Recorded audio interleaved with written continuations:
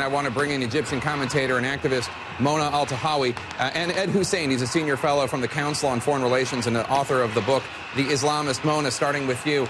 First of all, of course, I hope all your friends and family over in Egypt have managed to stay safe over the past few days as tensions in Cairo have boiled over. But I want to ask just the very basic question for Americans and others watching at home who don't understand why all these demonstrators, who presumably many of them are the same people who were marching against Mubarak, why they would think it is acceptable for there to be a coup against somebody who was democratically elected. Even if he was a horrible leader, why the act of a coup is okay. For many people marching in Egypt today and for the past few days, Jake, this has been much more than is this a coup or not, and was Morsi a horrible leader? It's quite simply that Morsi usurped his position to consolidate the Muslim Brotherhood and to consolidate his own power.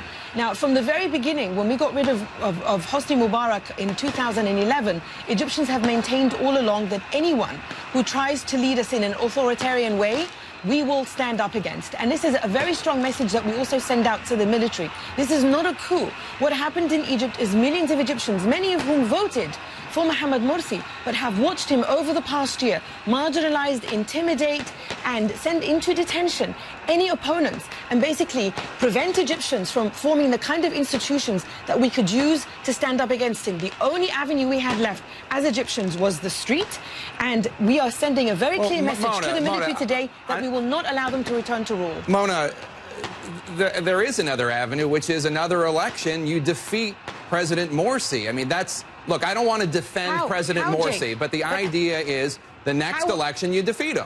Yeah, well, how could we have formed political parties when most activists and many heads of political parties were being either sent to jail or being prevented from travel or being intimidated by Mohamed Morsi?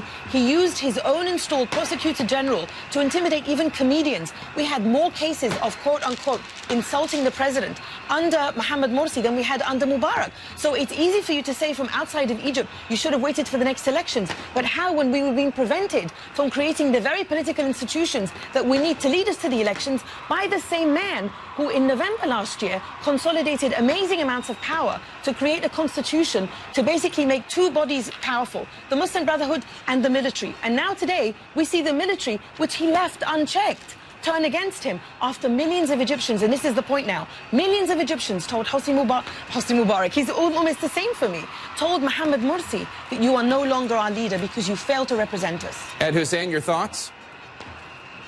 I think it's a very sad day for Egypt. This is not the end of President Morsi, nor is this the end of the Muslim Brotherhood. Mona Eltahawy is a very good friend of mine, and it's sad to sit here and see the defense of the overthrow of, however dislikable and however detested, a democratically elected president. The way to overthrow him is at the ballot box, and the Muslim Brotherhood and the military have held 5 elections thus far for various referenda, the constitution, parliamentary elections, presidential elections, and so on. And more elections were in the offing. Morsi had just gone through his first year. He had 3 more years to go. And before that, there were parliamentary elections too. The opposition has been divided. The opposition has not had a leader, a vision. And the mobilization of the masses on the streets is not to the credit of the opposition as such, but to the failure of the Morsi government. And I fear that worse is yet to come, in the sense that we have not yet seen the response of the Muslim Brotherhood or its more extreme Salafi violent cousins. They will not sit back and say, oh, jolly good job, Morsi is out of power now. They will do everything in their power to rise against military rule and the government of whoever comes next, if it's not a government that they are somehow in control of. Right. My last point would be this: if we're worried about anti-Americanism of the secular variety that your program earlier alluded to, the anti-Americanism of these mad Islamist and Salafi organizations is the type of violence that we're seeing play out in Mali, in Pakistan, Iraq, Afghanistan, and elsewhere. By deposing a Muslim Brotherhood president, we've now disengaged the Muslim Brotherhood from the political process for at least the next few months, which will result, I'm afraid, in greater division, greater violence, and greater chaos in the Arab world's most important country, i.e. Egypt.